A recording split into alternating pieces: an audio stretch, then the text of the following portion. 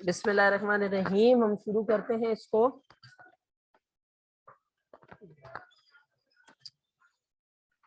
Islamisation policy. Zia is best known for his Islamisation policy. लिख लें, Zia is best known for his Islamisation policies.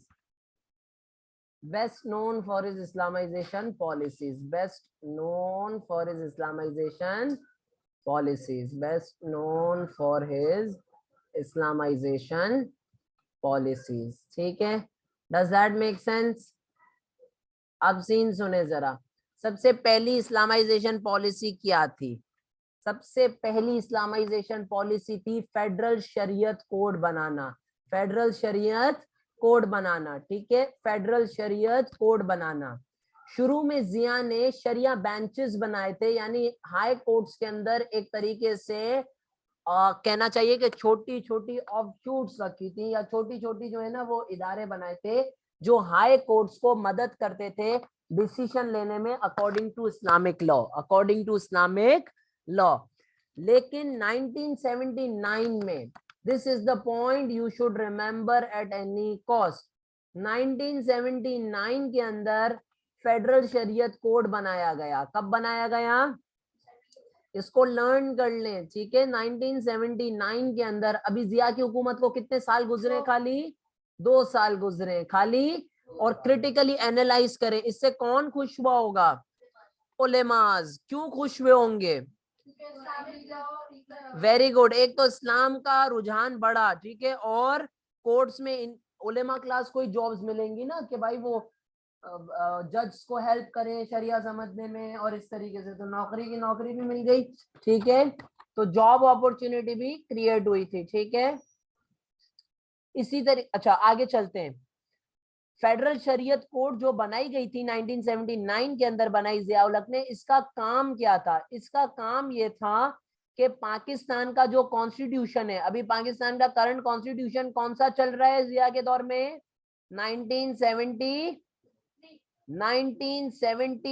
लेकिन जब जिया ने martial law लगाया, इसने बोला क्या कि वो कॉन्स्टिट्यूशन खत्म हो चुका, लेकिन इसके अलावा जिया ने कोई और कॉन्स्टिट्यूशन बनाया नहीं बनाया है। सही है, आज दिन तक हमारा 1973 का ही कॉन्स्टिट्यूशन है, जिया ने उसमें सिर्फ चेंजेस लाई हैं।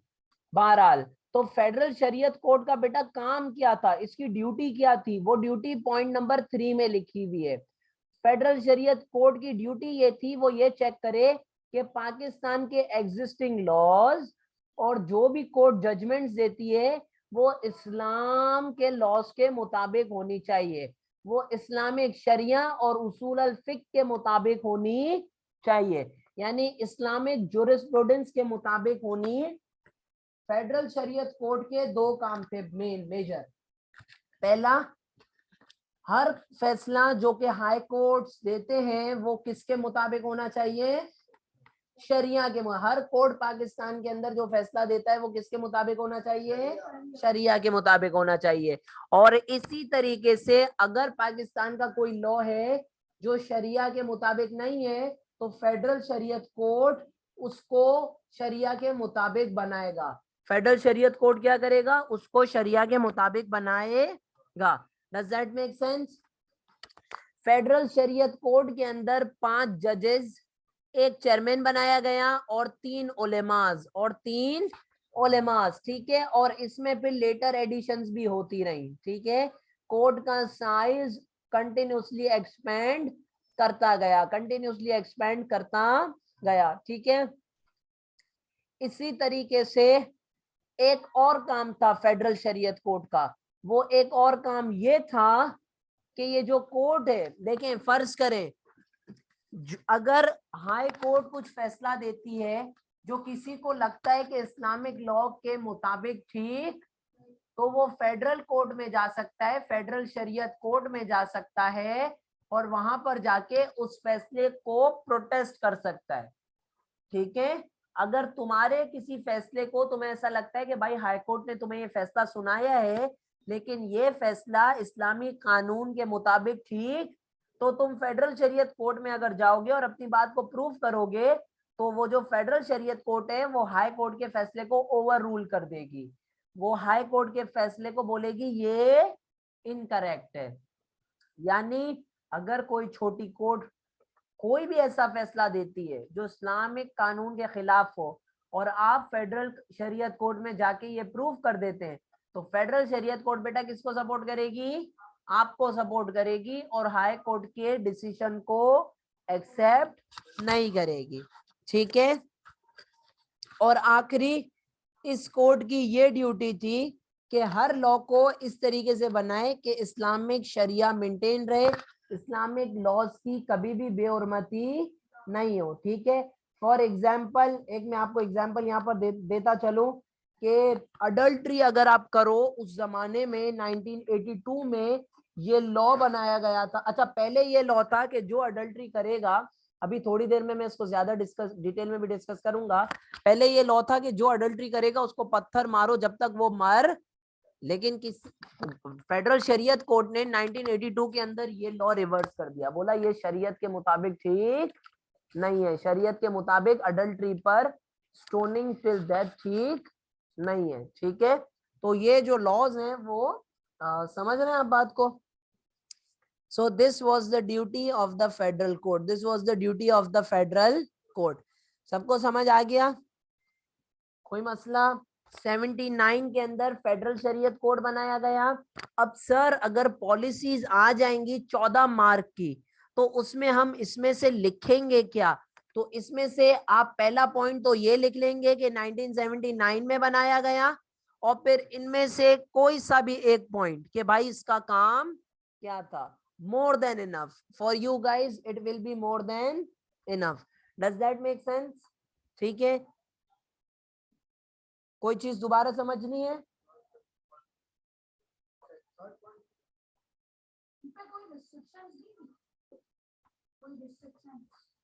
नहीं, एज सच नहीं थी, क्योंकि जिया जो है ना वो इस्लामाइजेशन को बहुत ज्यादा सपोर्ट करता था। ठीक है। 90 वो अभी हम बात करेंगे, उसमें मैंने लिखा है वो पॉइंट। ठीक है।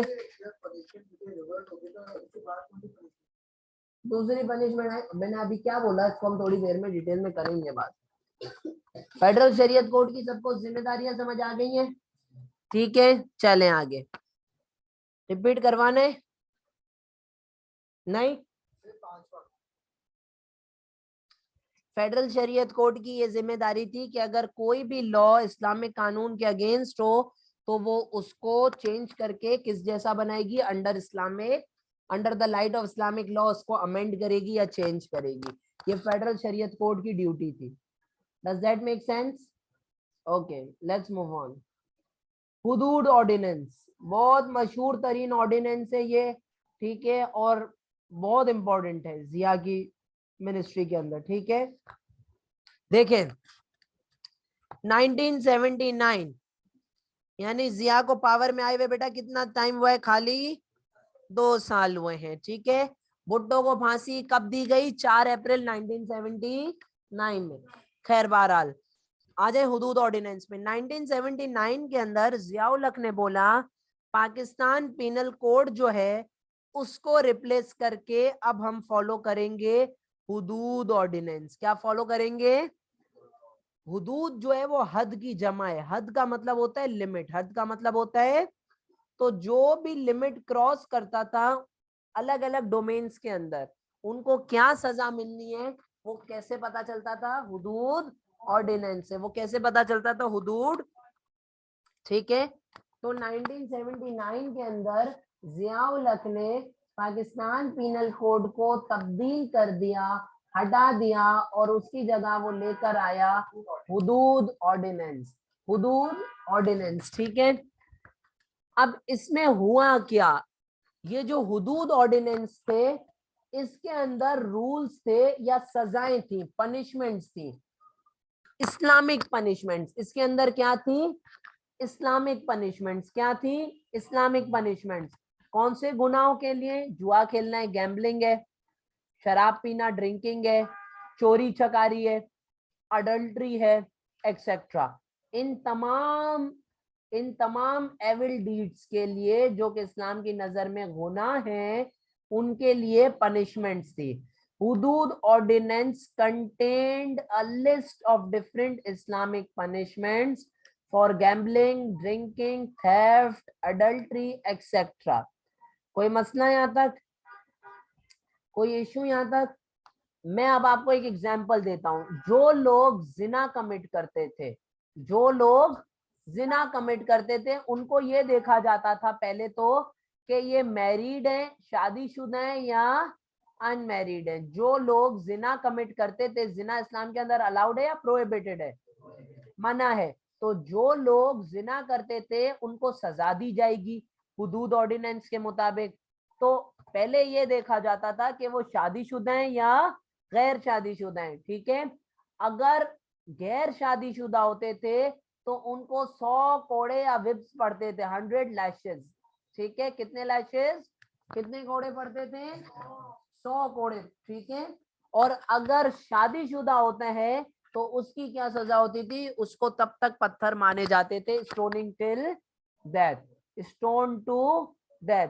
इस पॉइंट को लिखा हुआ है यहाँ पर, ठीक है। फॉर एग्जाम्पल जिना, फॉर जिना unmarried offenders would get 100 lashes and शादीशुदा married offenders will get stoning till death। ये सजा सुनाई गई।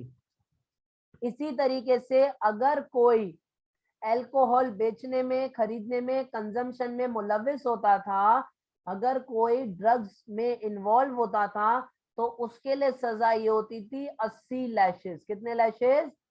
और कितने साल तक की प्रिजन? 5 साल तक की। कितने साल तक की प्रिजन? 5 साल तक की। इसी तरीके से हुदूद ऑर्डिनेंस ने ये बोला, अगर कोई चोरी करता है, थेफ्ट, अगर कोई चोरी डकैती करता है, तो कुरान के मुताबिक सूरह बकरा की जैसे आयतें हमें ये बताती हैं, उसके राइट हैंड को रिस्ट तक कट। सऊदी अरब में आज भी यही सजा है। अगर आप चोरी करते हैं तो आपके रिस्ट जो है वो कट डाउन, यहाँ से आपका हाथ कट कर दिया जाएगा, ताकि आपको जो है वो आगे आप चोरी नहीं कर पाए। कोई मसला यहाँ तक? इसी तरीके से हुदूद ऑर्डिनेंस में एक और पनिशमेंट थी फॉर कज़फ। कज़फ किसको कहते हैं? कज़फ किसी को पता है? इसको बता दो, जिना क्या होता है सर? जिना नहीं पता आपको? जिना का मतलब किसी को पता है? जिना हमने बात की है, बहुत दफा की है। जिना का क्या मतलब होता है यार? आप क्या होता है जिना? Intercourse without marrying. That's it, intercourse without marrying. यानी अगर आप शादीशुदा हो या शादीशुदा ना हो, अगर आप आउट ऑफ वेडलॉक इंटरकोर्स करते हैं तो उसको हम कहते हैं जिना। क्या कहते हैं? जिना, ठीक है। तो कज़फ क्या होता था? कज़फ का मतलब ये होता था, कज़फ का मतलब ये होता था कि अगर मैं किसी के ऊपर इल्जाम लगाता हूं कि उसने जिना किया, और अगर वो इल्जाम गलत साबित हो जाता है, यानी मैं इल्जाम लगाता हूं, फर्ज करो कि पर्सन एक्स ने जो है वो जिना कमिट, और अगर वो इल्जाम गलत साबित हो जाता है, तो जियाउल हक ने बोला हुदूद ऑर्डिनेंस के मुताबिक वो झूठा इल्जाम लगाने वाले को सजा मिलेगी। क्यों? क्योंकि उसने किसी की इज्जत के ऊपर गलत वो इल्जाम लगाया, ठीक है। तो कज़फ का मतलब ये होता है कि आप किसी के ऊपर गलत अक्यूजेशन लगाएं, गलत इल्जाम लगाएं कि उसने क्या किया है। अगर मैं देख रहा हूं कि पर्सन एक्स आहिस्ता आहिस्ता तरक्की करता जा रहा है दिन ब दिन, और मैं चाहता हूं यार मैं इसका नाम खराब करूं, तो मैं क्या करता हूं? उसके ऊपर जिना का। तो जियाउल हक ने बोला अगर किसी ने ऐसी हरकत की कि किसी के ऊपर जिना का इल्जाम लगा दिया और वो गलत साबित हुआ, तो उसको हम कहेंगे कज़फ। और हुदूद ऑर्डिनेंस के मुताबिक कज़फ, कज़फ की सजा क्या होगी? हुदूद ऑर्डिनेंस के मुताबिक 80 लैशेस। कितने लैशेस? और बहुत बड़ा फाइन भी लग सकता था।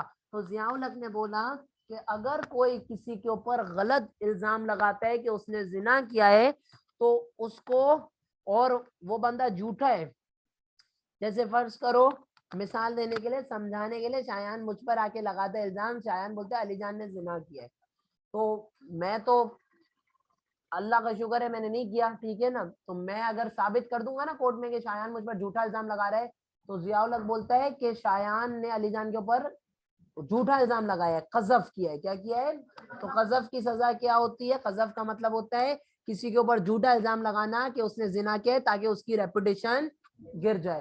तो उसने बोला जिया ने कज़फ की सजा होगी 80 कोड़े और जबरदस्त किस्म का हैवी फाइन। क्या प्रूफ क्या? ओके हाँ exactly, it's a very valid question. कानून अभी इसके ऊपर हम आएंगे, वो गवाही के कानून बनाए थे। जैसे अगर किसी औरत के ऊपर इल्जाम लगाया जाता था कि उसने जिना किया है, तो उस औरत को चाहिए होता था कि वो 4 विटनेसेस जमा कराए, 4 विटनेसेस। और विटनेसेस ऐसे होने चाहिए जो खुद ऐसा नहीं कि जिना करते हो, ऐसे कि जिनके ऊपर रिलायबल, अभी हम थोड़ी देर में इसको जिक्र करेंगे इसका। किसी को कोई मसला है यहाँ तक? सबको समझ आए? सर ये सब याद करने नहीं बेटा, ये सिर्फ एग्जाम्पल्स हैं, ठीक है। कि मैंने तुम लोगों को एग्जाम्पल दी कि हुदूद ऑर्डिनेंस के मुताबिक सजाएं क्या क्या थी। इसी तरीके से मैंने आपको बताया जिया बहुत ज्यादा जो है ना वो इस्लामिक बंदा था, ठीक है। तो उसने ब्लास्फेमी लॉज बनाए। क्या बनाए? यानी खुदा ना खास्ता अगर कोई बेवकूफ शख्स आप सल्लम की शान में गुस्ताखी करता है तो उसको सजा दी जाती थी उसको। तो ब्लास्फेमी लॉज आप लोग याद कर लें। ब्लास्फेमी लॉज का मतलब ये है to interfere in the honour and dignity of Allah और holy prophet peace be upon him. Blasphemy laws बनाए गए जिया के दौर में हुदूद ऑर्डिनेंस के अंडर में, ताकि प्रॉफिट मोहम्मद के ऑनर एंड डिग्निटी को प्रिवेंट प्रोटेक्ट किया जा। यानी ऐसा नहीं हो कि प्रॉफिट मोहम्मद के ऊपर जो है ना वो कोई भी अपनी मर्जी से खुदा ना खास्ता कोई गलत बात। तो जिया ने बोला कि अगर कोई ऐसा शख्स है जिसने गलत बात की होगी तो उसको जो है ना वो सजा ब्लास्फेमी लॉज के आगे तहत सजा मिलेगी, ठीक है। इसी तरीके से जियाउल हक ने काउंसिल ऑफ इस्लामिक आइडियोलॉजी बनाया। क्या बनाया? काउंसिल ऑफ इस्लामिक आइडियोलॉजी का बेटा काम ये था कि वो फेडरल शरीयत कोड की तरह फेडरल शरीयत कोड से साथ मिलकर पाकिस्तान के लॉज को इस्लामिक शरिया से करीब लाएगा, दूर लाएगा? करीब लाएगा। क्या लाएगा? करीब लाएगा। तो जियाउल हक ने काउंसिल ऑफ इस्लामिक आइडियोलॉजी बनाई जिसका मकसद ये था कि वो नए तरीके सजेस्ट करे जिसके जरिए पाकिस्तान का जो कॉन्स्टिट्यूशन या लीगल फ्रेमवर्क है वो इस्लामिक शरिया के करीब आ सके। Does that make sense? और इसी काउंसिल की वजह से और फेडरल शरीयत कोर्ट्स की वजह से अब इनको चलाने के लिए लोग भी तो चाहिए जो इस्लामिक फिक में उसूल फिक और शरिया के अंदर एक्सपर्ट हो। तो इस वजह से जियाउल हक ने किसको जॉब्स प्रोवाइड की? कितने? 10,000 अपॉइंटमेंट्स। कितने? 10,000 appointments of the ulemas were made in the government. Does that make sense? ठीक है। उलेमास इसके इस लॉज से बहुत ज्यादा खुश हो गए थे। उलेमास इसके लॉज से बहुत ज्यादा, क्योंकि ये अच्छा ये खुश जब हुए उलेमास तो जिया को बहुत ज्यादा सक्सेस मिली। क्यों? क्योंकि अब ये जो उलेमास हैं ये किसको सपोर्ट करेंगे? They will start supporting जियाज rule. They will start supporting जियाज rule. क्या उलेमास भुट्टो को पसंद करते थे? नहीं, उलेमास भुट्टो को पसंद नहीं करते थे। क्यों? क्योंकि भुट्टो की सोशलिस्ट आइडियोलॉजी थी। भुट्टो की कौन सी आइडियोलॉजी थी? तो अगर सवाल आता है हाउ सक्सेसफुल का, तो इसमें पॉजिटिव बात तो ये लिख देंगे। एक और पॉजिटिव बात इसकी इन रिफॉर्म्स की बच्चों ये है, यानी हुदूद ऑर्डिनेंस की एक और पॉजिटिव बात ये है कि क्राइम रेट में थोड़ा बहुत रिडक्शन। पॉजिटिव बात ये है कि it reduced crime rate, it reduce social crimes, it reduced social crimes. Does that make sense? ठीक है। इसी तरीके से मसला क्या था? विमेन के जो हुकूक थे, विमेन राइट्स थे, वो जियोपेडाइज हो गए। वो क्या हो गए? जियोपेडाइज हो गए। विमेन राइट्स पर रिस्ट्रिक्टेड, या उनको वुमेन के जो हुकूक हैं, विमेन के हुकूक मारे गए। कैसे मारे गए? मैं आपको एक बात बताता हूँ, एग्जाम्पल देता हूँ। अगर किसी विमेन का रेप किया जाता था और वो कॉल करती थी कि भाई मेरा जो है ना वो कोर्ट में आके बोलती थी कि रेप किया गया है, तो हुदूद ऑर्डिनेंस में रेप, अडल्ट्री, इनमें कोई भी फर्क नहीं था। तो अगर कोई वुमेन बोलती थी कि मेरा रेप किया गया है और वो 4 विटनेसेस जमा नहीं कर पाती थी, तो इंसाफ को तो छोड़ो, जज बोलता था इसी का गलती है, इसने किया है आउट ऑफ वेडलॉक, इसने जो है ना वो जिना किया है, और अब बचने के लिए क्या बोल रही है, क्या किया है, रेप हो गया है मेरा। समझ रहे हो बात को? तो instead of protecting women rights, instead of protecting women rights, hudud ordinances exploited women rights. ये इस्लामिक लॉ तो नहीं होते। नहीं, आप इस्लामिक लॉ के हुआ नहीं हुआ, एज पार्ट ऑफ इस्लाम है। या आप ये अपनी जो है ना वो, अब मैं क्या बोलूं आपको, फजूल की डिबेट में नहीं आओ, इस्लामियात नहीं पढ़ रहे यहाँ पर, ठीक है ना? वो इस्लामियात की जब क्लास लेंगे उसमें बात करेंगे। समझ आ गई बात? अब सुन ले जरा, देखें, अगर किसी विमेन का रेप होता था और वो कोर्ट में आके बोलती थी मेरे साथ बदतमीजी हुई है, मेरा रेप हुआ है, तो जज बोलता था क्या लाओ, 4 विटनेसेस लाओ। अगर वुमेन 4 विटनेसेस नहीं ला पाती थी तो क्या होता था? तो वो जज बोलता था तुमने किया होगा जिना, और अब तुम उस गलती को छुपाने के लिए बोल रही हो कि मेरे साथ बुरा हुआ है, बदतमीजी हुई है और मेरा रेप हो गया है। समझ आ रही है बात? Does that make sense? ठीक है, तो वुमेन राइट्स जो है ना वो ज्योपेडाइज हो गए। ठीक है, तो हुआ क्या, ये हालात जो है ना वो हमारे पास 2006 तक चलते रहे वुमेन के साथ, जब तक वुमेन प्रोटेक्शन बिल पास नहीं हुआ, जब तक वुमेन प्रोटेक्शन बिल पास नहीं हुआ। और इसी वजह से कमेटी सामने आई, जैसा कि women action forum and etcetera etcetera. ठीक है, are we all on the same page? Hudood ordinance सबको समझ आ गए? हुदूद ऑर्डिनेंस सबको समझ आ गए? ठीक है, अब आ जाए ज़कात ऑर्डिनेंस पे। ज़कात ऑर्डिनेंस, ज़कात ऑर्डिनेंस, ज़कात ऑर्डिनेंस क्या थे? देखें, ज़कात ऑर्डिनेंस बेटा इंपोज किया गया, निकाला गया जून 20 1980 को। कब निकाला गया? जून 20 1980, जून 20। अब जिया की हुकूमत को कितने साल हो गए? 3 years down. How many years down? 3 years down. Bhutto को फांसी कब हुई? 1979 में। हुकूमत जिया को कब मिली? 1977 में। अब 3 साल गुजर चुके। ठीक है, ज़कात ऑर्डिनेंस बहुत सिंपल था। इस्लाम के अंदर आपको अपनी वेल्थ पर एनुअली 2.5% वेल्थ टैक्स देना पड़ता है, जिसको हम ज़कात कहते हैं, जिसको हम ज़कात कहते हैं। ज़कात, जिया ने बोला ज़कात ऑर्डिनेंस के मुताबिक 2.5% जो के साहिब निसाब होंगे। क्या होंगे? साहिब निसाब का मतलब होता है वो मुसलमान जो एक particular amount of wealth own करते हैं, जिसके ऊपर टैक्स लगाई जाती है। यानी हम साहिब निसाब नहीं है, हम में से कोई भी यहाँ पर साहिब निसाब नहीं है, लेकिन हो सकता है हमारे किसी कोई पेरेंट साहिब निसाब हो। समझ आ रही है बात? तो साहिब निसाब का मतलब होता है वो मुसलमान जिन जो रिच है, वेल्दी हैं, तो उनके ऊपर जियाउल हक ने बोला ज़कात ऑर्डिनेंस के मुताबिक साल में एक बार वेल्थ टैक्स लगेगा 2.5%। कितना लगेगा? 2.5%। कितना लगेगा? 2.5%। ठीक है, अच्छा, ये जो ज़कात था, ज़कात थी, ज़कात जिस तरीके से आज भी सेविंग अकाउंट पर डिडक्ट होती है, करंट अकाउंट पर डिडक्ट नहीं होती है, करंट अकाउंट पर डिडक्ट नहीं होती है। तो उस वक्त भी इस ऑर्डिनेंस के मुताबिक जो ज़कात थी वो सिर्फ और सिर्फ किस पर डिडक्ट होती थी? Saving accounts. किस पर डिडक्ट होती थी?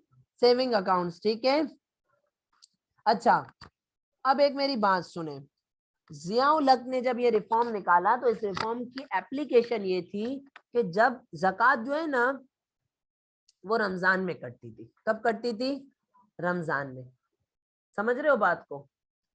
तो होता क्या था, ज़कात रमजान में कटती थी और कम से कम अकाउंट में कितने पैसे होने चाहिए होते थे? 3000। कितने? 3000। लोग क्या करते थे इस ऑर्डिनेंस से बचने के लिए? 5-6 दिन पहले पैसे निकाल लिए। समझ रहे हो बात को? लोगों को पता होता था कि भाई ज़कात कब कटेगी? रमजान में कटेगी। तो लोग क्या करते थे, लोग जो है वो, अब जैसे मुझे पता है इस दफा 2 अप्रैल को जैसे पहली रमजान है, मुझे इस ज़कात ऑर्डिनेंस के मुताबिक पूरे साल का 2.5% वेल्थ टैक्स जो है वो रमजान के पहले दिन कटना होता था। कब कटना होता था? तो और अकाउंट में कम से कम कितने पैसे होने चाहिए थे? 3000। तो लोग क्या करते थे, थोड़ा टाइम पहले ही जो है ना वो पैसे निकाल लेते थे ताकि ज़कात से बच जाए, ताकि ज़कात से। तो ये पॉजिटिव बात हुई इस रिफॉर्म की या नेगेटिव? फेलियर हुआ, ये इस रिफॉर्म का क्या हुआ? फेलियर हुआ। ठीक है, इसी तरीके से एक और मसला बेटा ये था कि जिया ने ये एक नेक काम शुरू किया था कि भाई ज़कात जमा करके गरीबों और पुअर की, जिसको मसाकीन कहते हैं, क्या कहते हैं? मसाकीन, उनकी मदद करेंगे। सारा जो ज़कात का पैसा जमा होता था वो गांव देहातों में भेजा जाता था, वहां की विलेज कमेटीज को, जो कि वहां के पुअर एंड नीडी को, मसाकीन को हेल्प किया करती। लेकिन होता क्या था, बीच में खांचे हो जाते थे। ये जो ज़कात कमेटीज थी, इनके अंदर इतने बड़े बड़े जेब लेके लोग बैठे हुए थे, वो खुद ज़कात के पैसे में से पैसा चुरा लेते। सक्सेस हुई, फेलियर हुआ? फेलियर हुआ बेटा। इसी तरीके से शिया जो कम्युनिटी थी उस वक्त, उन्होंने ये बोला कि हमारा इस्लाम का विजन अलग है। हमारे शिया इस्लाम के मुताबिक ज़कात इज नॉट कंपल्सरी। ये जो डोनेशंस हैं ये वॉलेंट्री होनी चाहिए, ये हुकूमत किसी पे लाजिम नहीं कर सकती है। तो शियों ने क्या किया, इस्लामाबाद के अंदर हमारी जो शिया इस्लामिक कम्युनिटी थी उस वक्त, शिया इस्लामिक कम्युनिटी ने उस वक्त प्रोटेस्ट किए इस्लामाबाद में। कहां पर प्रोटेस्ट किए? इस्लामाबाद में। ठीक है, और 1984 में उन्होंने ये बोला कि हमें जो है, हम इस ऑर्डिनेंस, हम ज़कात ऑर्डिनेंस में हमें एग्जेम्पशन चाहिए। हमारा इस्लाम की इंटरप्रिटेशन अलग है, हमारे मुताबिक ये टैक्स कंपलसरी नहीं है, हमारे मुताबिक ये चैरिटी का जो काम है वो किसी पे जोर जबरदस्ती नहीं होना चाहिए। It is an altruistic act, hence it should be voluntary. Voluntary होना चाहिए, इसमें कोई जोर जबरदस्ती। तो शियों ने प्रोटेस्ट किया था इस्लामाबाद में 1984 में। तो शियों को क्या दे दिया था जियाउल हक ने? थोड़े टाइम बाद एग्जेम्पशन दे दिया था। क्या दे दिया था? तो इसका फायदा उठाने के लिए बहुत सारे लोग क्या बोलते थे कि हम भी क्या है? शिया है, हम भी क्या है? शिया है। ज़कात ऑर्डिनेंस सबको समझ आ गया? ज़कात ऑर्डिनेंस के मुताबिक जियाउल हक ने ये बोला था कि साल में एक बार, रमजान महीने के पहले दिन, पूरे साल में सिर्फ एक बार 2.5% वेल्थ टैक्स कटा करेगा। कितना कटा करेगा? 2.5% वेल्थ टैक्स कटा करेगा। तो लोगों ने बोला चलो ठीक है, इससे जो है ना वो गरीब और पुअर की मदद होगी। लेकिन इसमें नुकसानात क्या हुए बेटा? ये जो ज़कात जमा होती थी, ज़कात फंड जमा होता था, ये जाता था गांव देहात में ज़कात कमेटीज को। जो ज़कात कमेटी में लोग थे वो खांचा रखते थे अपना, उसमें से चुरा लेते थे। इसी तरीके से जो शिया है, शिया कम्युनिटी हमारी, उन्होंने बोला 1984 में उन्होंने प्रोटेस्ट किया इस्लामाबाद में, और ये बोला जियाउल हक को कि हमें इस ऑर्डिनेंस से मुक्त कर दो, हमें इस ऑर्डिनेंस से आजाद कर दो। क्यों? क्योंकि हमारी इस्लाम की इंटरप्रिटेशन के मुताबिक it's a act which should be voluntary. आप जबरदस्ती किसी पे इम्पोज चैरिटी या ज़कात को इम्पोज नहीं कर सकते। तो शियों ने प्रोटेस्ट किया 1984 इस्लामाबाद में, तो शियाज को एग्जेम्पशन मिली। तो और जो लोग थे, जो वैसे ही चोर थे, वो लोग क्या कर रहे थे? वो लोग बोलते थे हम क्या है? शिया है, ताकि वो बच जाएं।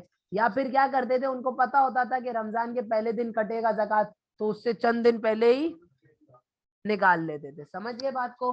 तो हर रिफॉर्म सक्सेस भी है और फेलियर भी। Does that make sense? कोई इश्यू है किसी को यहाँ तक? नहीं। अब आ जाए उशर ऑर्डिनेंस के ऊपर। किसके ऊपर आ जाएंगे? उशर ऑर्डिनेंस के ऊपर। उशर ऑर्डिनेंस क्या था बच्चों? उशर ऑर्डिनेंस के देखें, अगेन सेम टाइम पीरियड पे निकाला गया है, जून 1980। जिया की हुकूमत को अभी कितने साल हो गए? 3 साल हुए। कितने? क्या सो रहे हो क्या बाकी साहब? 3 साल हुए। कितने साल हुए?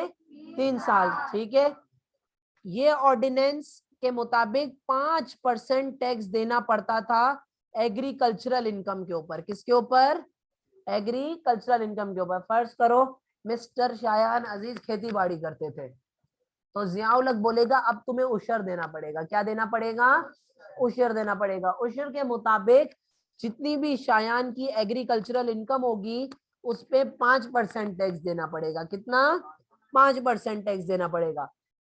लेकिन जियाउल हक ने बोला अगर कोई सब्सिस्टेंस फार्मर है, गरीब किसान है, ठीक है, तो उसको उशर देने की जरूरत नहीं है, उसको उशर देने की जरूरत नहीं है। ये उशर जमा कैसे होता था? जो ज़कात काउंसिल्स बनाए गए थे वो लोग ही उशर से जो टैक्स, उशर टैक्स था वो भी जमा करते। यानी जो ज़कात जमा करता था काउंसिल, ये अलग अलग लेवल्स पर अलग अलग काउंसिल्स थे, तहसील ज़कात काउंसिल, डिस्ट्रिक्ट ज़कात काउंसिल, डिवीजन ज़कात काउंसिल, ठीक है, ये अलग अलग काउंसिल्स बनाए गए थे। ज़कात काउंसिल ही उशर टैक्स जमा करते थे बड़े बड़े जमींदारों से, और फिर वही जो फंड जमा होता था वो ज़कात कमेटीज को भेजा जाता था गांव देहात में, और वहां से पुअर एंड नीडी तक पहुंचता था। Does that make sense? और इसी तरह एक और एग्जांपल, जैसे मैंने तुम लोगों को बोला ना कि अगर एक फार्मर बेचारा पुअर है, सब्सिस्टेंस है, तो उसके ऊपर उशर लागू नहीं होता था। क्यों नहीं होता था? तो उसकी एग्जांपल देने के लिए मैंने यहाँ पर लिखा है ये वाला लास्ट पॉइंट इसके अंदर, कि जिसकी एग्रीकल्चरल यील्ड 950 किलोग्राम से कम होती थी उसके ऊपर ये टैक्स लागू नहीं होता था, उसके ऊपर ये टैक्स लागू नहीं हो। इससे ज्यादा होती थी तो उसको जो है वो 5%। अगर किसी ने, फर्ज करो मैं तुम्हें एक एग्जांपल देता हूं, अगर किसी ने 1150 किलोग्राम उगाया है तो बेटा उसको कितना देना पड़ेगा? 200 किलोग्राम की जो भी रेवेन्यू जमा होगी उस पे 5%। कितना? क्योंकि 950 से जो ज्यादा हो जाता था उसके ऊपर जो है ना वो ये टैक्स लागू होता था। Does that make sense? कुछ एस्टिमेट्स के मुताबिक ऐसा भी चलता था कि पूरे के पूरे अमाउंट पर भी जो है ना वो लगता था। लेकिन कहने का मकसद यहाँ पर आप लोगों को जो बात समझने वाली है वो ये है कि एक एक रिफॉर्म के ऊपर भाई लोगों ने पीएचडी थीसिस लिखे हैं। आप लोगों के लिए क्या समझने वाली बात है वो ये है कि उशर ऑर्डिनेंस 5% था बेटा, उस किस पर लगता था? एग्रीकल्चरल इनकम के ऊपर।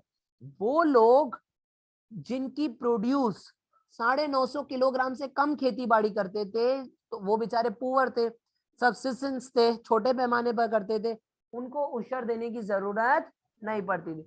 उशर जो है वो जमा होता था, ज़कात काउंसिल कलेक्ट करती थी और हर रूरल विलेज वगैरह एरियाज में बेचती थी ज़कात कमेटीज को, जहां से वो जाता था पुअर एंड द नीडी को, पुअर एंड द नीडी को। Are we all on the same page? आ जाएं। Ordinance to maintain the sanctity of Ramzan, Ramzan की इज्जत बुलंदो बाला रखने के लिए जियाउल हक ने क्या रिफॉर्म निकाले? ये सब जो भी रिफॉर्म्स हम पढ़ रहे हैं ये सब बेटा किसका पार्ट है? His part of his Islamisation reforms. ठीक है, ओके। सबसे पहला ये बोला गया कि रमजान के अंदर पब्लिकली खाना और पीना इजाजत, खाने और पीने की इजाजत, eating and drinking during fasting hours was prohibited in the public sphere. Open में आप खाना पीना खा नहीं सकते थे। अगर कोई पकड़े गया, कुछ होंगे ना रायन जैसे जिनका मुंह बंद नहीं होता है, रोजे नहीं रखते, अगर कोई पकड़े गया तो उसके ऊपर फाइन होगा। कितने का? 500 से 1000 रुपए का, 500 से। लेकिन जियाउल हक ने बोला कि हॉस्पिटल्स या एयरपोर्ट्स में, एयरपोर्ट भी आएंगे और सी पोर्ट भी आएंगे, एयरपोर्ट भी आएंगे और सी पोर्ट भी आएंगे।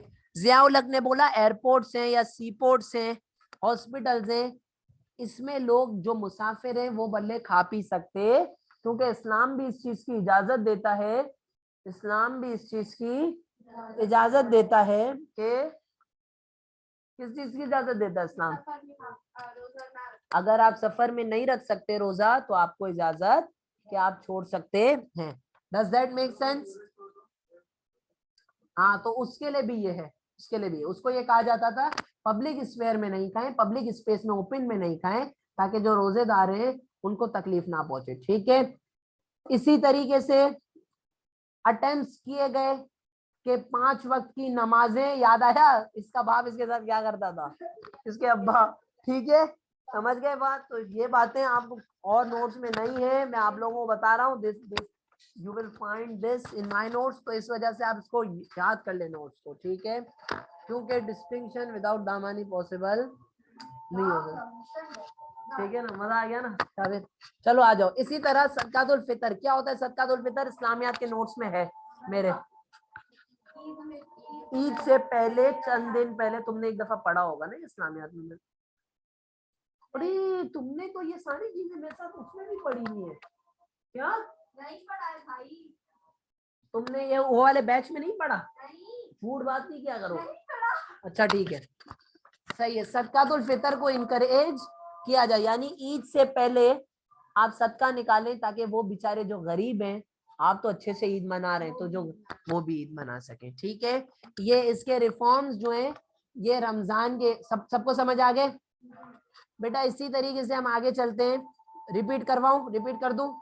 नहीं, बहुत इजी है ये, सही है। अब हम चलते हैं इस्लामिक बैंकिंग के ऊपर। जियाउल हक ने इस्लामिक बैंकिंग में क्या बात की, इसने बोला कि इंटरेस्ट फ्री सिस्टम होना चाहिए, हमारी जो इकोनॉमिक साइकिल होनी चाहिए that should be interest free, that should be interest free. हमारा जो बैंकिंग निजाम होना चाहिए that should be free of Riba, free of Sood and Riba. Riba का मतलब होता है इंटरेस्ट। इस्लाम के अंदर रिबा हराम है। अल्लाह ने कहा है कि सूद लेना अल्लाह से खुली जंग है, अल्लाह से खुली जंग है, ठीक है। तो इंटरेस्ट पेमेंट्स को रिप्लेस करके क्या लाया गया, concept of profit and loss, profit and loss, सही है। कोई मसला यहाँ तक? तो अब जो बैंक, हाँ तो जो एग्जैक्टली अब जो बैंक्स हैं उन्होंने ये बोला कि अब हम इंटरेस्ट इशू नहीं करेंगे, अब हम क्या देंगे, प्रॉफिट्स देंगे, अब हम क्या देंगे, प्रॉफिट्स देंगे, ठीक है बेटा। इस्लामिक बैंकिंग का concept was introduced by Ziaul हक as part of his Islamization reforms. Under this concept, he said that Islamic banking should be introduced. और इस बैंकिंग निजाम के अंदर इंटरेस्ट सिस्टम को रिप्लेस करके कौन सा सिस्टम लाया गया था, प्रॉफिट एंड लॉस। कौन सा सिस्टम लाया गया था, profit and loss. Are you all with me? Does that make sense? कोई मसला यहां तक? चले, और क्या क्या इस्लामिक रिफॉर्म से इसके फटाफट से इसको गो थ्रू कर लेते हैं, ठीक है। कोई इतने लिखे एग्जामिनर इतनों पर भी घुटने पे आ जाएगा, ठीक है, आके मार्क्स देगा यार, और क्या करेगा, ठीक है। अदर इस्लामिक रिफॉर्म्स, ठीक है, आ जाए। सबसे पहले शाबाश, बहुत अच्छा काम किया, my favourite reform, very good, बहुत अच्छा काम किया। इस्लामियात और पाकिस्तान स्टडीज कंपलसरी कर दिया स्कूल और कॉलेजेस में, ठीक है। इसी तरीके से CSS के एग्जाम, सिविल सर्विस के जो एग्जाम होते थे, अगर कोई हाफिजुल कुरान होता था तो उसको एक्स्ट्रा मार्क्स मिलते थे, उसको एक्स्ट्रा मार्क्स दिए जाते थे, हाँ बिल्कुल। स्कॉलरशिप्स भी मिलती थी स्कूल्स वगैरह में, यहाँ पर नहीं लिखा मैंने। इसी तरीके से मदरसास बढ़ाए गए। पहले तकरीबन अप्रोक्सीमेटली 800 और समथिंग मदरसास थे, अब वो बढ़ाकर 2800 मदरसा, और ना सिर्फ बढ़ाए, उन्हें बनाया, बल्कि उनको स्पॉन्सरशिप भी दी, उनको स्पॉन्सरशिप भी दी, उनको स्पॉन्सरशिप भी दी। इसी तरीके से पाकिस्तान टेलीविजन और रेडियो पाकिस्तान वगैरह पे बोला वेस्टर्न म्यूजिक चलाने की जरूरत नहीं है। लाहौर के अंदर बहुत सारे सिनेमाज बंद कर दिए गए, बहुत सारे सिनेमाज बंद कर दिए गए, ठीक है। पाकिस्तान टेलीविजन जो है PTV, उसको बोला गया कि आप सिर्फ और सिर्फ नेशनल सॉन्ग्स,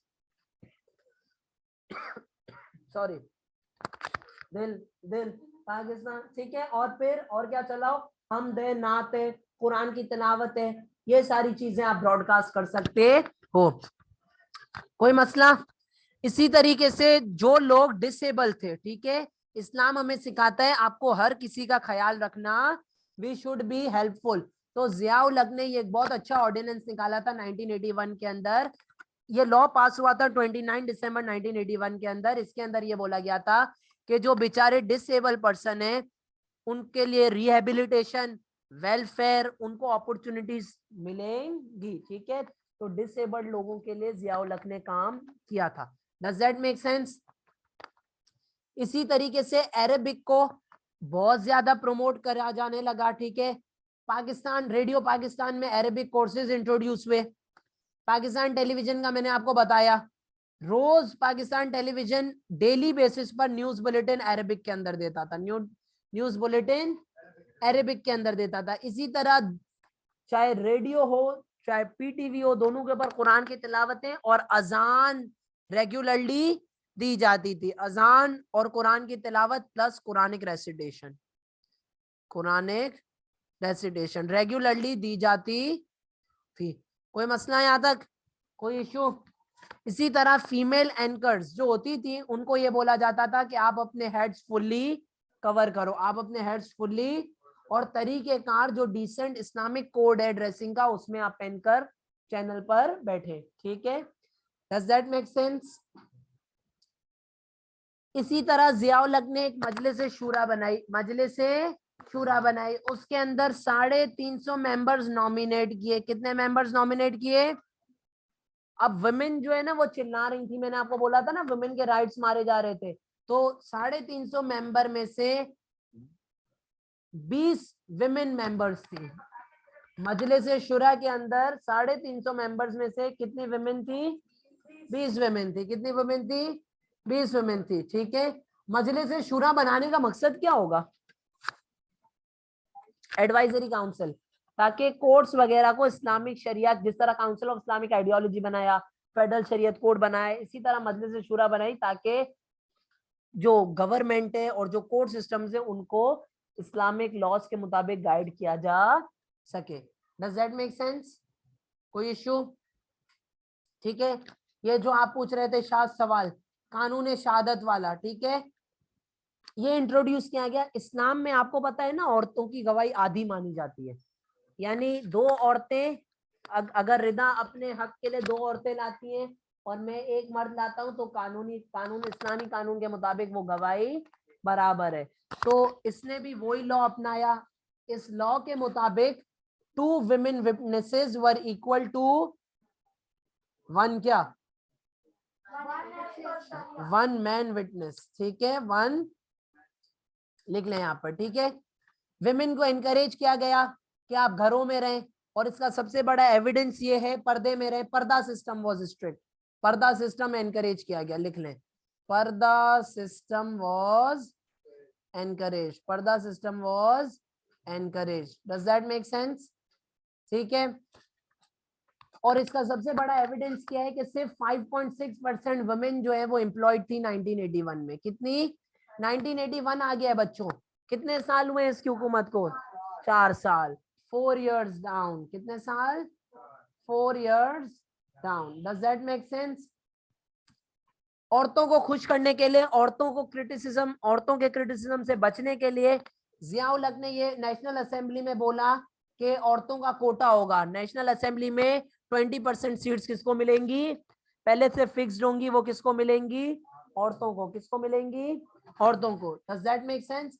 लेकिन जो फीमेल स्कॉलर्स थी, एकेडमिक्स का मतलब होता है स्कॉलर्स, उन्होंने ऑर्गेनाइजेशंस बनाई, जिस तरह मैंने आपको एग्जांपल पहले भी दी, विमेन एक्शन फोरम। किसके लिए? To protest against these policies of Zia. तो ये फेलियर है, सक्सेस है? जिया की बदनामी है ये। ठीक है, माइनॉरिटीज भी बहुत ज्यादा नाखुश थी, क्योंकि उन्होंने बोला इतना इस्लाम डोमिनेट कर दिया कि हमारे कल्चर को ऐसे प्रोटेक्शन कुछ भी नहीं मिल रही है। कोई मसला? और अब माइनॉरिटीज को किसकी याद आना शुरू हुई? जुल्फिकार अली भुट्टो की। ठीक है, लेकिन it was too late. Bhutto, ठीक है, कोई जिया को प्यारा हो गया था। ठीक है, are we all on the same page? Does that make sense? सबको इस्लामाइजेशन समझ आ गई? अब सवाल ये पैदा होता है कि इसने इस्लामाइजेशन रिफॉर्म्स निकाले क्यों? इसने इस्लामाइजेशन, अब हम वो डिस्कस करेंगे।